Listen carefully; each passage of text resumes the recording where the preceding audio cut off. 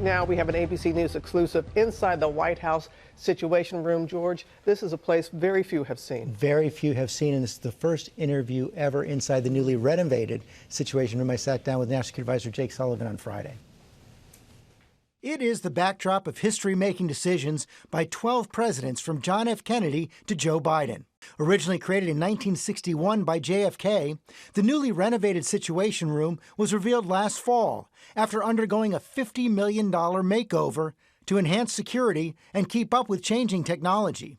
I know that you are the #1 consumer of everything put out by the Situation Room. Just give everyone at home who's not familiar with this room an idea of what goes on here.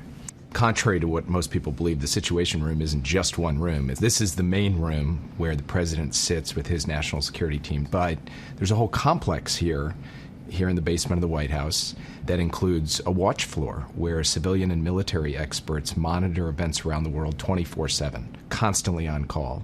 And anytime anything happens anywhere in the world that requires the president's attention or my attention or the Secretary of Defense's attention, they'll be on it and alerting us through the day and through the night. You've got a lot of calls in the middle of the night, haven't you? A lot of calls in the middle of the night. When you see the number from the Situation Room at 3 a.m., it's not usually to update you on good news, I would say. And then the other thing is the president will come down here to do secure video conferences with their heads of state. This is where he did a lot of the coordination when Russia invaded Ukraine in 2022. He would get up on these screens. The leader. That's actually a screen. That's a screen. That's a screen. And there's a screen over here. So he uses this room not just to make decisions, but also really do diplomacy. To do diplomacy and to build and execute coalitions and alliances. And so a lot of the history that is written day to day in American foreign policy is lived out in this room. What makes for an effective process in this room? You have to make sure that everybody gets to put their perspective on the table, that you don't stack the deck towards one answer or another, that you run a fair conversation where the Secretary of Defense, the Secretary of State, the Secretary of Treasury, the Director of the Central Intelligence Agencies, they all get to share their viewpoint. Second, you've got to ask the right questions. To get to the right answers, you got to know what is our objective?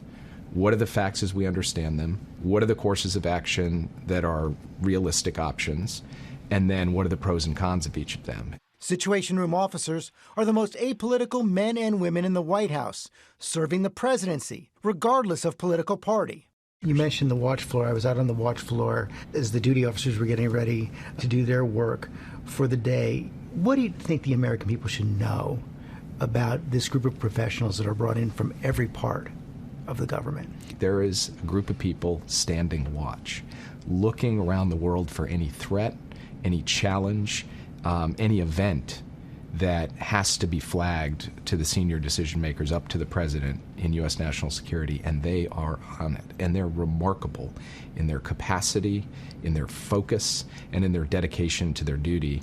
And it's really an incredibly diverse array of people from every service of the military, from multiple intelligence agencies, from the State Department, people who have a few years of experience in government, people who have decades of experience in government. The Israel-Hamas war at the top of your agenda right now. Israel's ambassador to the United States has responded to President Biden's decision not to provide some offensive weapons that could be used in the Rafah invasion, saying it sends the wrong message to Hamas and puts Israel in a corner. How do you respond to that? The president has made clear he's going to continue to make sure Israel has what it needs to defend itself. Full stop, foursquare. That will happen.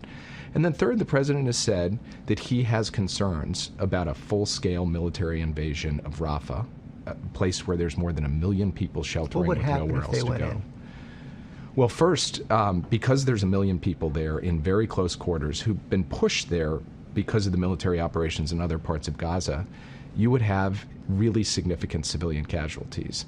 And while Israel would also be able to kill some Hamas folks, many Hamas folks would melt away because they're terrorists. They're not really organized fighters in the way that we think about a typical military.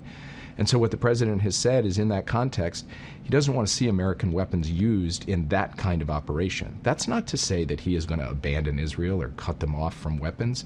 He was focused on a particular operation that he doesn't believe will succeed in defeating Hamas and that will cause grievous harm. But over the weekend, Israel ordered new evacuations out of Rafah as it prepared to expand its military operation. Hamas now says negotiations with Israel for a permanent ceasefire are back to square one, claiming Israel rejected its proposals, including the complete withdrawal of Israeli forces from Gaza. The delegations have left the ceasefire talks in Cairo. Are the talks still alive? The talks are still alive because, I think George Mitchell said very famously, every piece of diplomacy, every negotiation is 1,000 days of failure and then 1 day of success. So, there are going to be days when they're sitting in the room together. There are going to be days when they're back consulting and trying to come up with their negotiating positions. There'll be time when they're leaning forward and making progress, time when they're not. But we are determined to see this through so that every hostage is returned safely to their families, including the American citizens.